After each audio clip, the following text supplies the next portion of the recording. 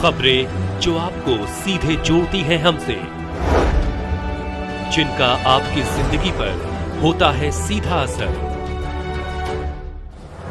खबरों की वही तस्वीर,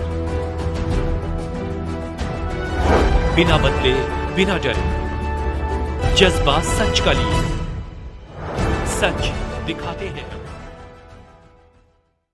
वाराणसी व्यापार मंडल की शाखा बरेका व्यापार मंडल के द्वारा आज सिगरा स्थित एकलान में प्रेस कॉन्फ्रेंस किया गया। वाराणसी व्यापार मंडल अध्यक्ष श्री अजीत सिंह बगाजी, विश्वनाथ दुबे जी, संजय गुप्ता, मनीष गुप्ता, बरेका व्यामन संरक्षिका योगिता तिवारी व बरेका व्यामन अध्यक्ष और सभी पदाधिकारियों की मौजूदगी में पत्रकारों को संबोधित किया गया। नगर निगम के प्रवर्तन विभाग द्वारा बरेला परिसर जमानी पट्टी के व्यापारियों पर किए गए अय्यापूर्ण और भ्रष्टाचार कृत्य व्यवहार से वाराणसी के व्यापारी बहुत नाराज है। नगर निगम के प्रवर्तन विभाग कई तरह की रसीद काट रहा, एक ही नंबर की कई रसीद का व्यापारी को देना, फिर छीनाझ पट्टी करना, बिना कार्बन कॉपी के रसीद काटना, व्यापारी से जबरदस्ती रसीद से ज्यादा पैसा वसूलना और नगर निगम में कम पैसे का रजिस्टर में दर्ज होना बहुत बड़े धोखाधड़ी की बात है, जो हम वाराणसी व्यापार मंडल के लोग और वाराणसी के व्यापारी नहीं बर्दाश्त करेंगे। जहां एक तरफ सरकार के द्वारा आए दिन व्यापारी के सुरक्षा और सहयोग के बयान सामने आते हैं, वहीं देश के प्रधानमंत्री के संसदीय क्षेत्र में नगर निगम के कुछ मनबड़ लोगों के द्वारा व्यापारी वर्ग के साथ इस तरह के अमानवीय व्यवहार असहनीय है।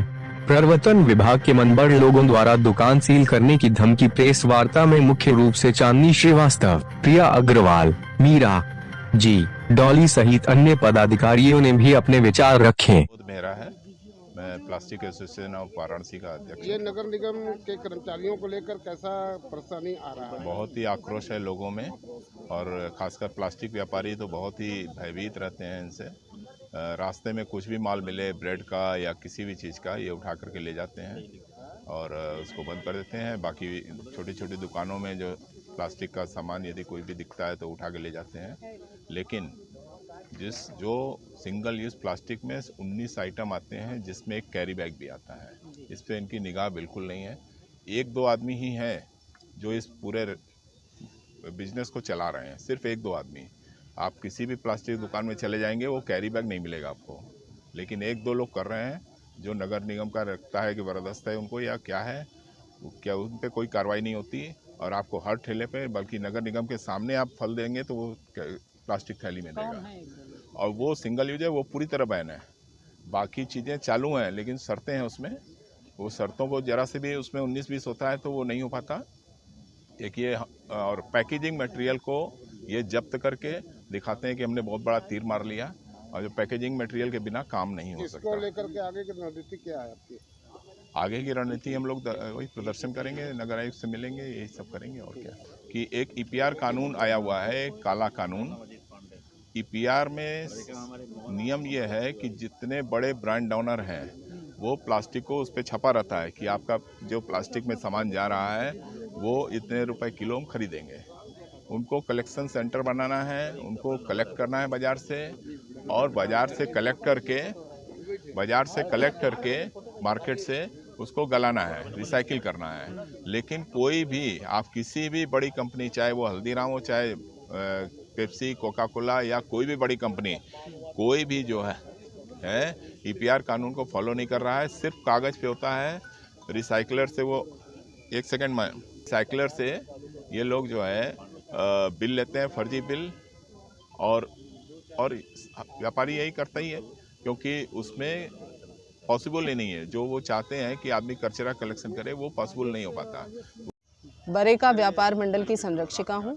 ये आज प्रेस वार्ता की है, क्या इसका उद्देश्य था? कल प्रवर्तन विभाग के, नगर निगम के प्रवर्तन विभाग के कुछ कर्मचारी वहाँ पे पहुँचे थे बरेका परिसर के अंदर, कैंपस के अंदर, जबकि उनका वहाँ से कोई विशेष लेना देना नहीं है, क्योंकि हम नगर निगम के अंतर्गत आते नहीं है। परिसर कैंपस जो है, क्या समस्याएं आ रही है?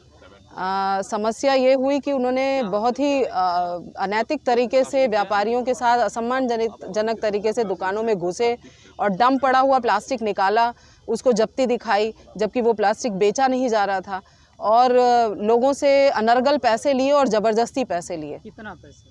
किसी से 10,000, किसी से 25,000, किसी से 5,000, किसी से 15,000, इस तरीके के उन्होंने बिना ये दिखाए कि किसके यहाँ से कितना जब्ती की है। प्लास्टिक का कोई उसमें उस रसीद में उल्लेख नहीं है, आप देख सकते हैं।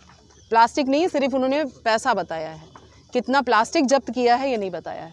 और अलग अलग उच्च अधिकारी के किसी को पीली रसीद, किसी को लाल रसीद। उच्च अधिकारी के पास इसको शिकायत लेके गई आप? तुरंत ही हम लोग अपर नगर आयुक्त महोदय मिले और हम सब व्यापार मंडल के पदाधिकारी पहुंचे उनके पास और उन्होंने फ़ोन पे उन लोगों से बात भी की। उन्होंने बताया उनके मातहतों ने कि 35,000 की जब्ती हुई है जलाली पट्टी से, जबकि 67,000 की रसीद आपके समक्ष है, मैं अभी दे दूंगी आपको। ये प्लास्टिक सिर्फ दुकानों पर छापा मार रहे हैं जहाँ से ये प्रोडक्शन हो रहा है, वहाँ इनकी निगाह नहीं जा रही। बिल्कुल सही बात कह रहे हैं आप, हम लोग भी यही चाहते हैं, लेकिन सरकार जो कर रही है जागरूकता भी फैला रही है और ज़रूरी है कि प्लास्टिक मुक्त देश हो, क्योंकि हमारे आगे की पीढ़ी के लिए हमें सोचना है। लेकिन ज़रूरी है कि जहाँ से बन रहा है, प्रोडक्शन जहाँ से हो रहा है, वहाँ रोक लगाई जाए, तो ये करने की नौबत नहीं आएगी। और इस तरह से एक विरोध और अंतर्विरोध, आपस में ही झगड़े की जो स्थिति बन रही है, वो सब भी संस्थाओं के प्रति हमारा जो अविश्वास होता जा रहा है वो भी खत्म होगा।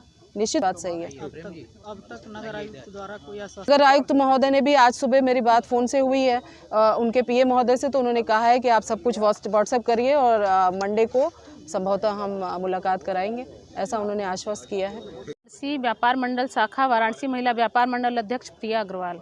आप व्यापार मंडल शाखा की पदाधिकारी हैं, अध्यक्ष भी हैं।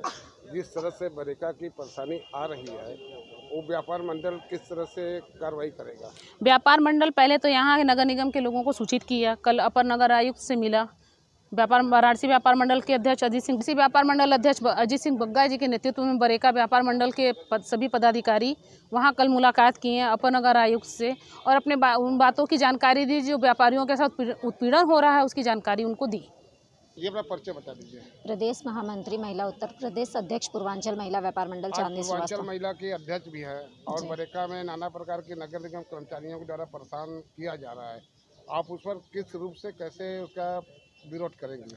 देखिए, अभी तो कल तत्काल हम लोग को जैसे ही सूचना मिला, अध्यक्ष अजीत सिंह बग्गा जी के नेतृत्व में कल तत्काल ही मतलब अपर नगर आयुक्त से मुलाकात की गई, जिनको वहाँ की समस्याएं बताई गई। समस्याओं को वो सुन के सांत्वना दिए कि हाँ ठीक है, हो जाएगा। लेकिन आज सुबह के पेपर में हम लोग देखते हैं तो 25,000 रुपये, 67,000 की रसीद काट के और आप 25,000 रुपये दिखाते हैं, तो इससे व्यापारी आक्रोश में है कि मतलब लगातार इस तरीके से धन उगाही करते हैं। व्यापारी से ही व्यापारी की सरकार है, माननीय मोदी जी के संसदीय क्षेत्र में अगर इस तरीके से व्यापारियों का उत्पीड़न होगा तो फिर हम लोग आज नहीं कल सड़कों पे उतरना पड़ेगा। लगातार उत्पीड़न से हम लोग की सरकार है और ऐसा तो नहीं कि जो नगर निगम के कर्मचारी है ये बदनाम करना चाह जी रहे हैं। बिल्कुल, ये सरकार को बदनाम करने की ही पूरी रणनीति है। कुछ अधिकारी, मैं सबको नहीं कहूँगी, कुछ अधिकारी ऐसे हैं जो कि सरकार की नीतियों को खराब करने के लिए उनकी मंशा को मतलब लगातार इस तरीके से परिवर्तन दल के नाम पे कभी धन उगाही करते हैं, कभी जाके ठेले पटरी वाले को परेशान करेंगे, कभी दुकानदारों को प्लास्टिक के नाम पे उत्पीड़न करेंगे। तो मेरा कहना है कि अगर प्लास्टिक बैंड करनी है तो आप डायरेक्ट कंपनी को बंद कर दीजिए। कंपनी बंद रहेगी तो लोग लेंगे ही नहीं। और उनके यहाँ जो बैरका में पाई गई प्लास्टिक, वो प्लास्टिक दुकान में थी नहीं, उसको हटा दी गई थी। अब अंदर दुकान में आप क्या चीज़, घर में हमारी जो सामानें फालतू हो जाती है, मैं घर ही में रखती हूँ, ऐसा तो नहीं है कि मतलब उसको तुरंत तत्काल फेंक दिया जाए, तो उसको भी निकाल के उस चीज़ों को फालतू दिखाना, अवैध तरीके से वसूली करना। करेंगी इस परेशानियों को? अब आज तो आप लोग के माध्यम से मैं चाहूँगी कि सरकार तक हम लोग की आवाज़ जाए और इसके बाद भी अगर कार्रवाई या नगर निगम हम लोग की इस बात को नहीं सुनता है तो हम लोग आंदोलन करेंगे, धरने पे बैठेंगे, नगर निगम में आएंगे।